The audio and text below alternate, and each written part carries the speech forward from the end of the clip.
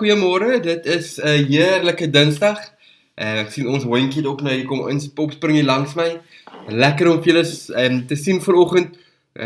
Ek sien my mikrofoon is aan vanoggend. Dinge is heel lekker vanoggend. Ek moes gister my rekenaar oorlaat begin het en toe die program so 'n hele storie, maar nietemin, dit is 'n nuwe dag en dis lekker om julle ook vanoggend hier te sien. Koos, welkom. Seret Aviva, lekker om vir julle ook vanoggend hier by ons te hê. Kathy, so lekker om vir jou hier te hê. Jolandi, Gerard, Veronica, welkom vir julle. Emmy en Sandra, ek sien vir julle ook hier vanoggend. Welkom. Elsie, Liana, daar uit Mosselbaai, welkom Liaantjies. Elsabie, Niels, Wilma, welkom. En Koos, hoor jy tot hier in George, great stuff, bly die mikrofoon werk. Hallo Felicity, lekker om jou ook vanoggend hier saam by ons te hê. Julle ouens wat in die agtergrond ingeskakel is, wat vir ons gelike het en nie gekommentaar lewer het nie, welkom vir julle ook, en as jy later inskakel, welkom. Ons is besig om te praat oor die rolle van die Heilige Gees, en ek is net so intens bewus van hom, dat mens soveel dinge in die dag beleef, wat so vanselfsprekend is, nee. Daar is soveel goed wat ons doen deur die dag, wat ons nie besef, maar is die Gees wat ook saam met ons is die Gees wat ons ook lei nie.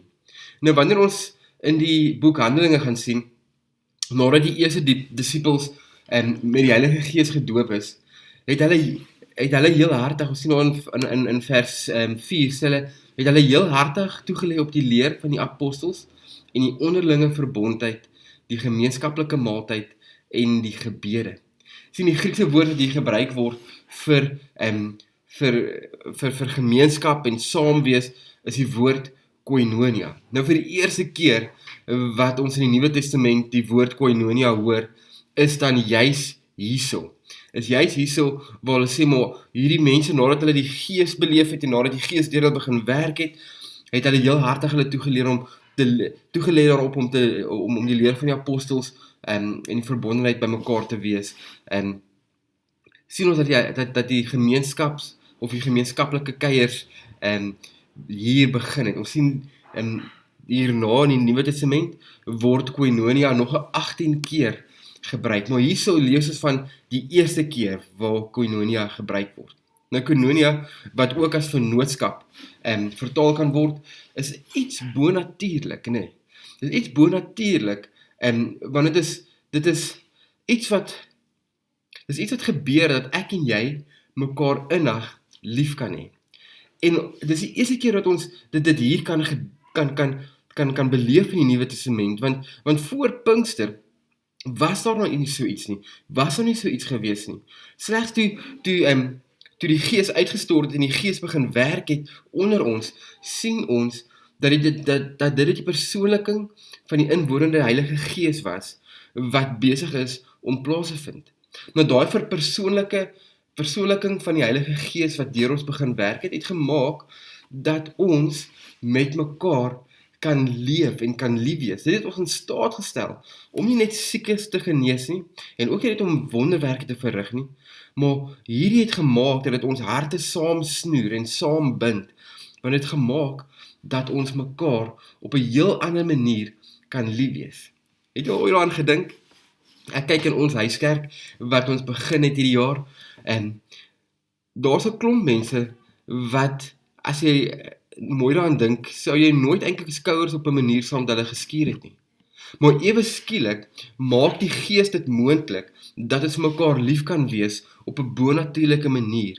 Mense wat jy gedink het jy sal nooit eintlik kan ontmoet en saam kuier nie, word jou boeties en word jou sissies.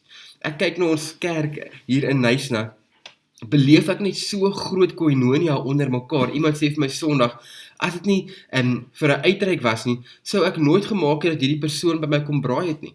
En ek beleef net hoe die Gees onder ons werk, hoe die Gees maak dat 'n klomp gelowige boeties en sissies mekaar net kan lief wees. Nou hierdie was een van die nodigste bestanddele gewees vir die Nuwe Testamentiese kerk om te groei.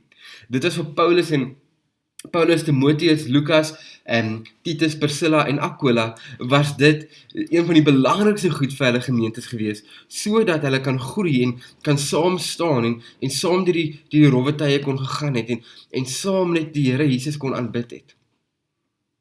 As jy my vanoggend vra of dit nog steeds belangrik is, 100% ja. Vanoggend wil ek vir jou kon sê dat koinonia onder gelowiges, onder boeties en sissies, gelowige boeties en sissies, ons het dit nodig vir vandag. Ons het nodig om mekaar lief te wees. Ons het nodig om te weet dat ons ergens te inpas en by mekaar kan wees. Want hoor wat gebeur wanneer ons onderlings lief is vir mekaar. Handelinge 2 vers 44 tot 47 sê, al die gelowiges was eengesind en het alles met mekaar gedeel. Hulle het hulle grond en besittings verkoop en die geld aan almal uitgedeel, volgens elkeen se behoefte. Julle hoor daar gebeur iets bonatuurlik wanneer ons lief raak vir mekaar. Hulle het almal elke dag getrou by die tempel by mekaar gekom, van huis tot huis die gemeenskaplike maaltyd gehou.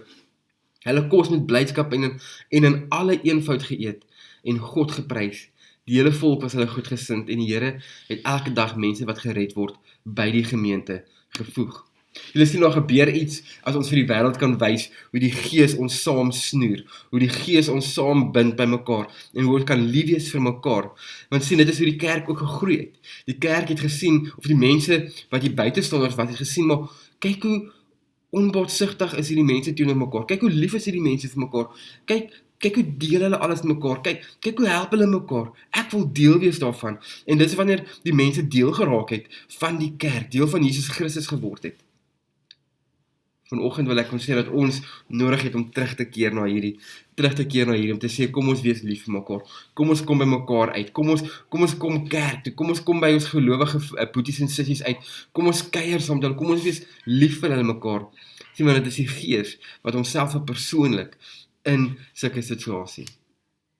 Mag jy vanoggend bewus wees hoe die Gees in iets eenvoudigs soos 'n koffie drink, en 'n saam wees by 'n kerk, en 'n saam sing, en 'n saam braai, saam met gelowiges in 'n huiskerk of 'n klein groep of 'n Bybelstudiegroep, hoe dit ook al sê, mag jy beleef hoe die Gees bonatuurlik deur jou werk, bonatuurlik vir die liefde en die genade gee om met ander te deel en by hulle te kan wees.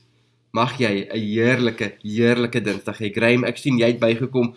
Welkom vir jou ook. As jy agter die skerms bygekom het, welkom, onthou om vir ons 'n like daar te stuur. Vriende, mag jy 'n heerlike dag hê. Vrede vir jou en weet dat Christus Jesus by jou is. Vandag en môre en altyd. Sien vir julle môreoggend. Lekker dag. Bye.